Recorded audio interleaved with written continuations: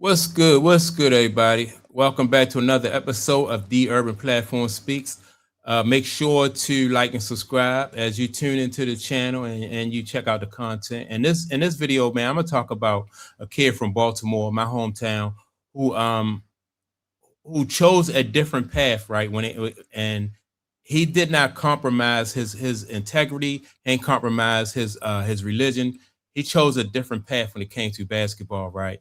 And so now this came across my Facebook feed, and I had forgot all about it. I remember watching, hearing about this kid in Baltimore, around town, Jewish kid who was really good at basketball, right? And so at the time, I remember asking a friend of mine who had a chance, the opportunity to see him play. I was like, man, is this kid hype? Was this kid, is he for real? And the guy told me, he said, yeah, man, this kid, he the real deal. He can really play. He like that, right? So now, so this is an example of like how some cultures, you know, they're not going to sacrifice their their faith for what basketball, professional basketball has to offer. Like, they're not going to be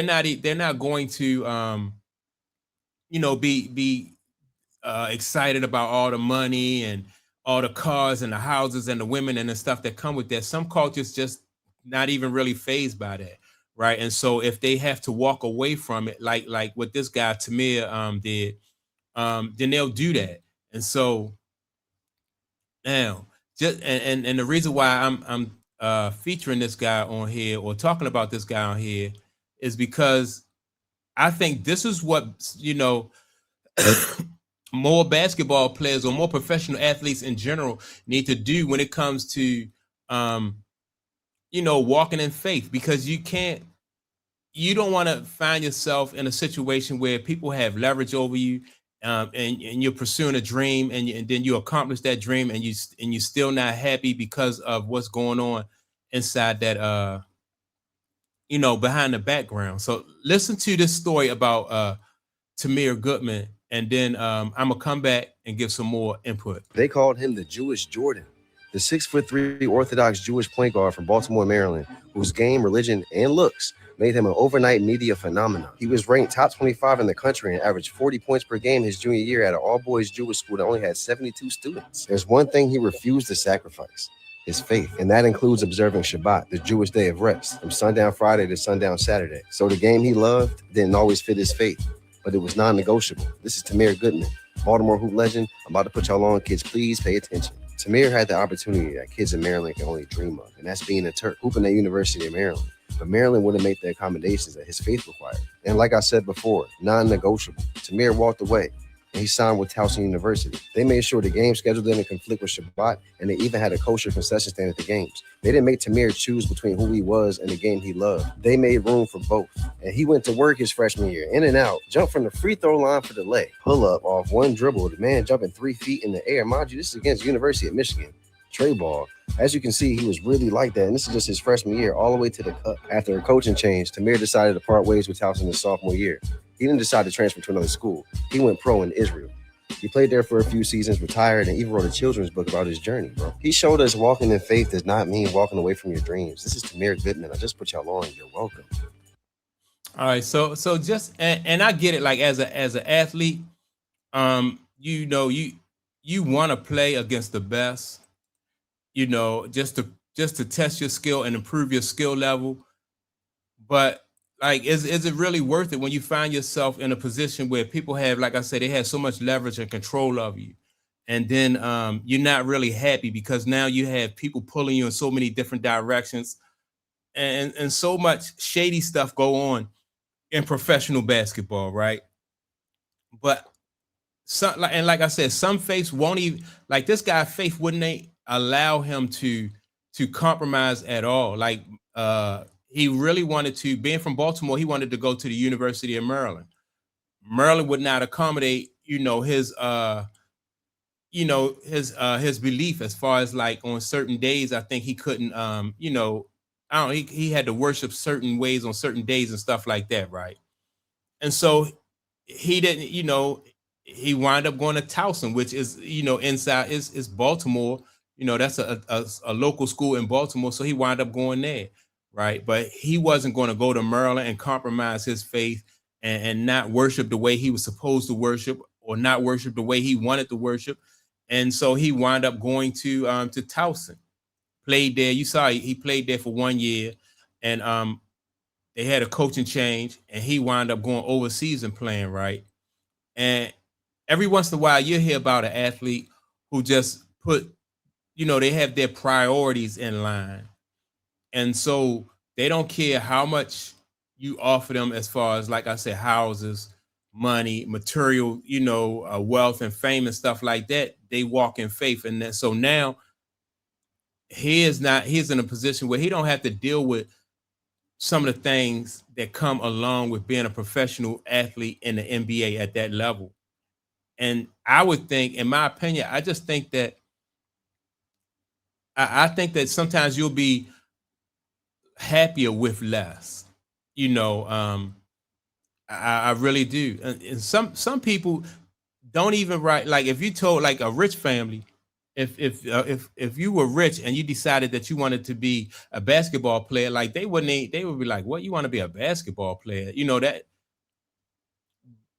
So, like, sports and stuff like that. And I don't mean to offend, but like sports, and a lot of times it's for people who come from a certain demographic or a certain financial level, right? Like, when you get higher ups, like, certain, they want to be owners of teams, but they don't want to be on the team. They don't want to be playing for the team. They want to own the team, or a franchise or something like that, right? And so, like I said, and so you have to, as an athlete, man, you just have to walk in faith, and just because you see what goes on with these athletes, and you hear about what goes on, and sometimes these athletes, even if you tell them, they'll think, "Well, that's not going to be me," you know.